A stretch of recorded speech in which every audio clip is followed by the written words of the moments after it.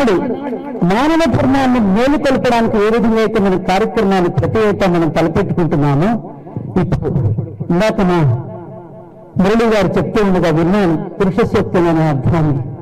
ఏం చెప్పిందంటే, మనసు ఉన్నవాడు, మనసుతో పని చేస్తున్నవాడు వేదాధ్యయనం జరగాలి.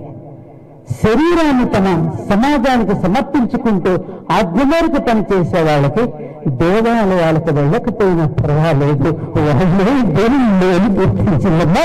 అందుకని దేవాలయాలకు వెళ్ళకూడదని శాస్త్రం చెప్పలేదమ్మా.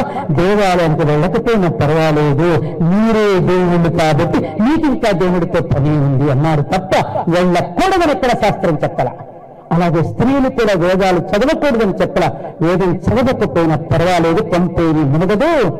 వేదం ఏ స్థితిని బోధించిందో ఆ స్థితిలోని మీరు నిరంతరము ప్రేమ చేత, త్యాగం చేత మీరు ఉంటున్నప్పుడు ఉదయం అందరికంటే ముందు మీరు లేస్తారు, అందరికంటే ఆఖరిగా మీరు పడుకుంటారు, పిల్లల మలమూత్రాలు ఎత్తేస్తుంటారు, వాళ్ళకి వండి పెడతారు, భర్తలను సేవించుకుంటారు. ఇంత బంధుగణాలను సేవించుకునే ఏ తల్లి ముందు ఏ వేదాధ్యాపరుడు సాటిరాడని చెప్పింది తప్ప వేదాలు చదవకూడదని, పూజలు చేయకూడదని వేదం చెప్పలేదు.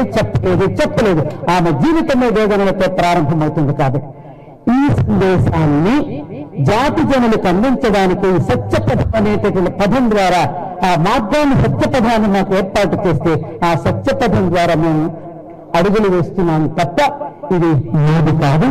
ఇదం నమన